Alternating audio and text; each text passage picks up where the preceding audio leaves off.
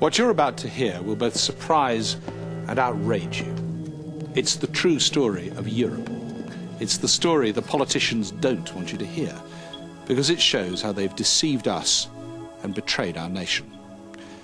Only in 1994 did Chancellor Kohl's foreign policy spokesman, speaking on behalf of the ruling party of Europe's dominant nation, Germany, clearly reveal the true plan. The plan is to create a federal European superstate. Into it will be merged up to 25 ancient European nations, including our own. This new country, called Europe, will have one parliament, one government, one court of justice, one currency, one flag, and one anthem. That has been the plan all along.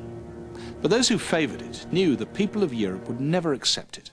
They would never willingly surrender their freedoms to become just a province in a vast European superstate. So what did the politicians do? They conspired to keep the truth from the people. Take us. When we entered Europe, we were led to believe it was just a common market of independent nations trading with one another. Our government even reassured us with an official document known as a white paper. It gave us a clear undertaking. There would be no erosion of essential national sovereignty. And Edward Heath, the Conservative Prime Minister whose government took us into Europe, later hammered home the point when he said, "There are some in this country who fear that in going into Europe we shall in some way sacrifice independence and sovereignty. These fears, I need hardly say, are completely unjustified." In fact, they were completely justified. Mr. Heath knew it, and here's the proof. Well before these reassuring statements were made, Mr. Heath received this letter from Britain's then Lord Chancellor, the head of our judiciary. It spelled out in black and white that the surrenders of sovereignty are serious ones and ought to be brought out in the open now. But Mr. Heath and his colleagues chose not to bring these vital facts out in the open. Instead, they hid them from the British public, and the politicians continue to do so. Now, in 1997, we can look back and see how the grand plan of the Eurocrats is taking shape, and just how far the politicians have already gone in surrendering our liberty.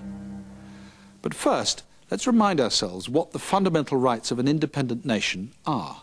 The power to pass laws in our own land. The power to run our economy, to create jobs and security for our people. The power to decide foreign policy. The power to organise our own national security. And the power to control our own borders. Without these fundamental rights, we're not a nation, but merely a province. And the terrible truth is that our politicians have already given away the first two of these rights. Our own judges have confirmed that the treaty is the supreme law of this country, taking precedence over acts of Parliament. Laws made by the European Commission are now the laws of this land. And how they love making them. In 1994 alone, they imposed over 6,700 diktats, an average of 129 new laws every week that we must obey. And what about the power to run our own economy? That went when John Major signed the first two stages of economic and monetary union. So whether we join the single currency or not, we must now run our economy not for our benefit, but for Europe as a whole. And as if this wasn't bad enough, the European institutions are now working away to remove our last remaining rights as an independent nation.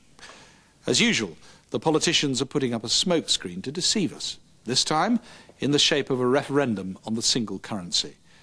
But whether we join it or not, it will make little difference. It won't stop the terrible destruction of our fishing industry. It won't stop the tide of new regulations that are crippling our small businesses. It won't stop VAT going on books, travel, children's clothes, and even houses.